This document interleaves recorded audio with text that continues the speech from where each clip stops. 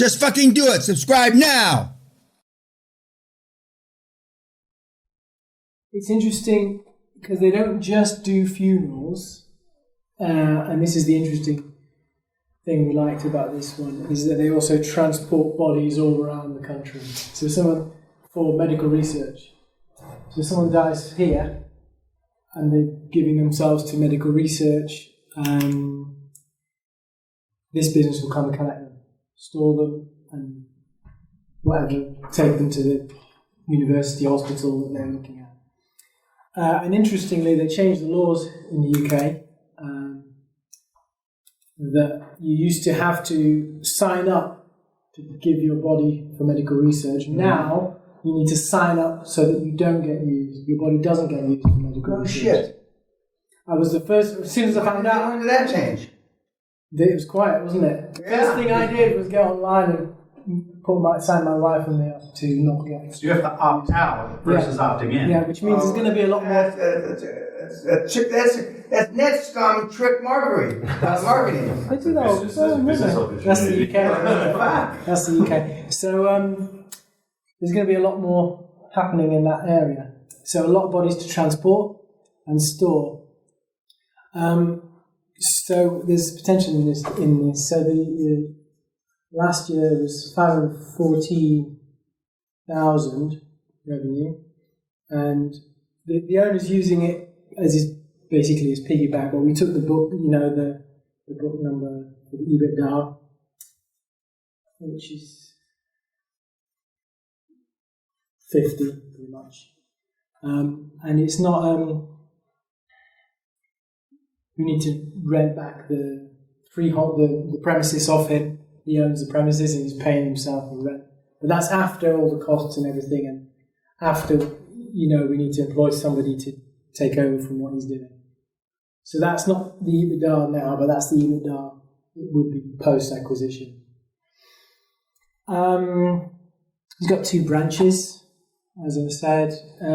There's two entrenched funeral operators in this town, in this county really. One's a national, very, very high priced. One's very strong independent with 30 branches, also very high priced.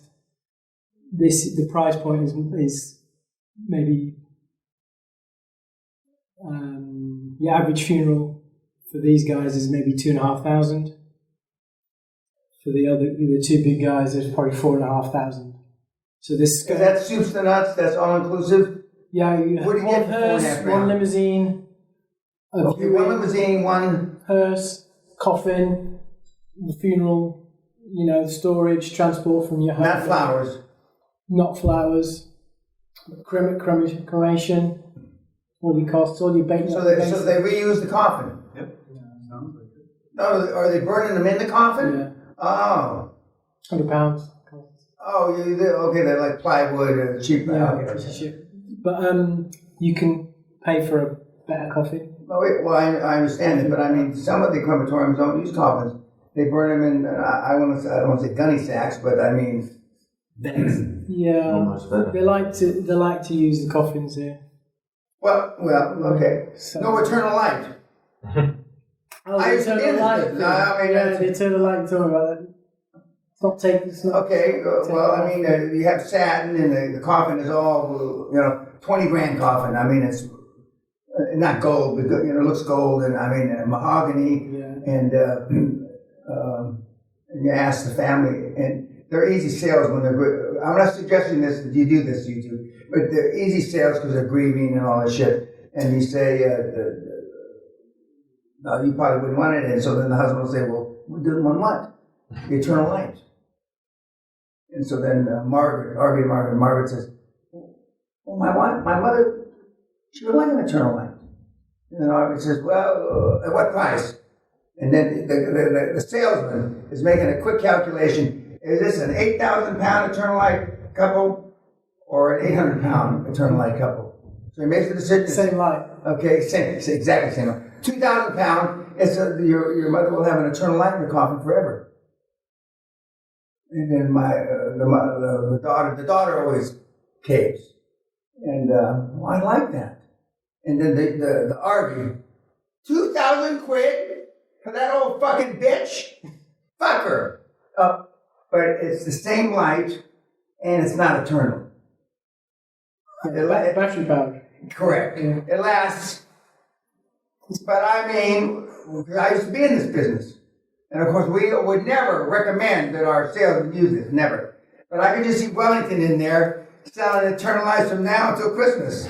Not the Christmas that's happening tomorrow, but now until next Christmas.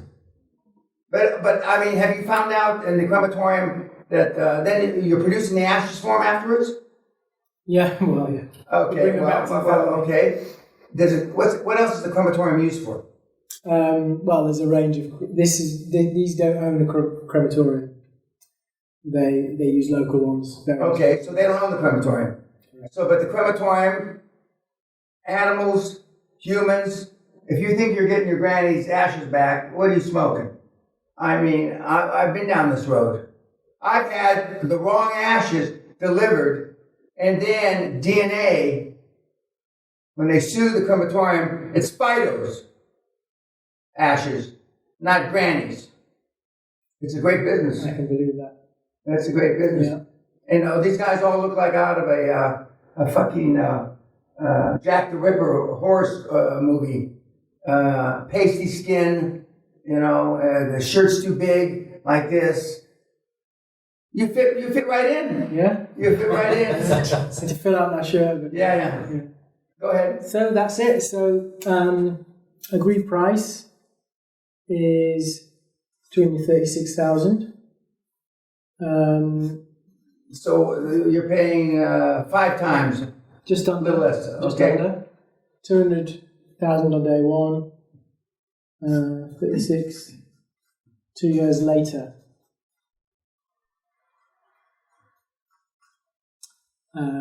That's it. So that's basically our price.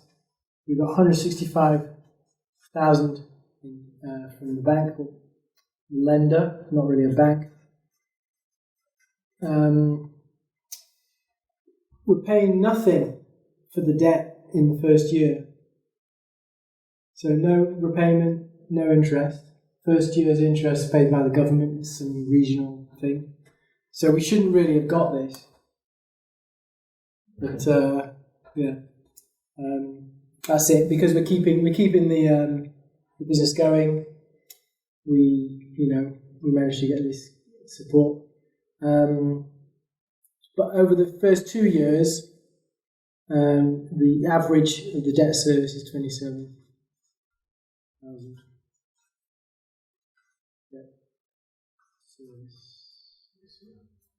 So it's about 1.7. Is this from a couple or a... It's a guy, 74 years old, needs to retire, getting tired. And he's got some staff, he's got some younger staff who do a lot of it. We need someone to replace him in the office.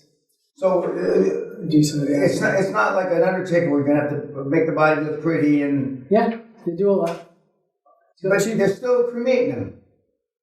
And a lot, when we were in the business, it's if you viewed the body, open casket, okay, we prettied them up as much as we could. Yeah. Okay, like it's a mortician's that's supposed to. what you do it, yeah. Okay, but if they're not, if it's a closed casket, it's just a burn job. Yeah, you have to. The most common thing now is viewing. Well, Corona aside, viewing, make them look nice. The family comes and looks says their final farewells. Then like a little prayer thing, and they sit in the chapel. Yeah. No, before the funeral, like a few days before, make the body look viewable. Viewing. The family come view the body, and then you have the funeral a few days later. Most common here now is cremation or burial. With Corona, there's no viewings. If it's a Corona death, then no viewings. So what about this organ farming issue? So this is another part of the business. So this is they do a certain number of funerals, regular funerals. If it's a collection for research. They'll drive to Edinburgh or South Coast or wherever, get the body, store it, deliver it to the hospital or the university where they're doing the research. And that's quite a big job. There's ambulances basically just travelling around the country collecting and delivering bodies. So that's a big part of the business as well. So I think that's gonna... But now we still have a gap between the purchase price and what you get. Yeah, exactly. So it's a 35k missing. We've got 25,000 from a business startup loan. So let's put that in here. That's a 25,000 startup loan. 6% per year. That's average for the first 2 years.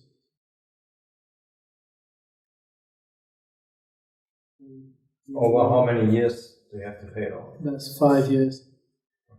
But basically, we're paying nothing the first year at all.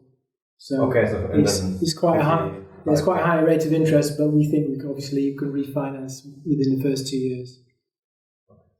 6%, and then we can, I can put in 10,000 of my own. There's 50,000 in the bank in the business.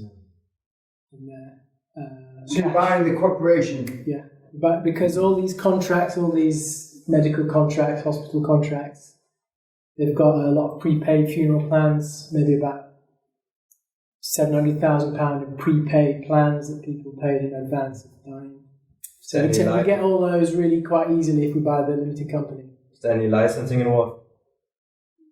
Not in this country, nothing required. But there's these contracts and they're government related, so there would be an issue. National health service. Yeah, so they've already been paid for it, but you're going to have to perform the services for them. Yeah. They already collect the money. No. The money's held in trust.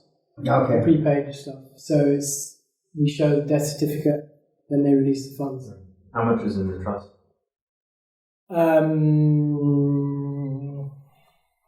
I could say it's about 700,000. And how quickly is the old fellow moving on? We think we're going to do this next month in January.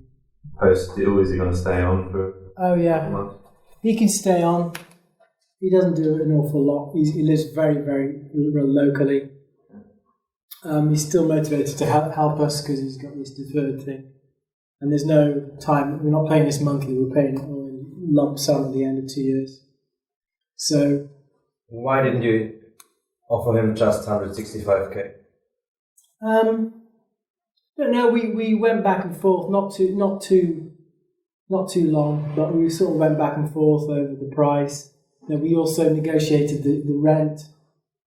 He wanted to keep, get some rent, and I sort of balanced it out basically what was his rent, and we wanted more rent, so I reduced the price. And, in a perfect world, what did you lowball, or what did you come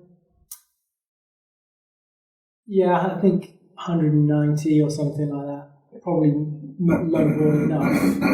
Yeah, but effectively you're buying it for 150k because there's 50k in the bank. Am I? Yeah, there's 50 in the bank. There's 50 in the bank. So for fees, I can. So really you're buying it for 3 times EBITDA. Yeah, we could pay ourselves back with this. Pay back this, and get the fees, the legal fees paid from the account. We talk to the lawyers. They're going to bill us once the deal's done. Okay. So we can use the cash in the bank. How long has it been in operation? It's only 5 years, 5 or 6 years.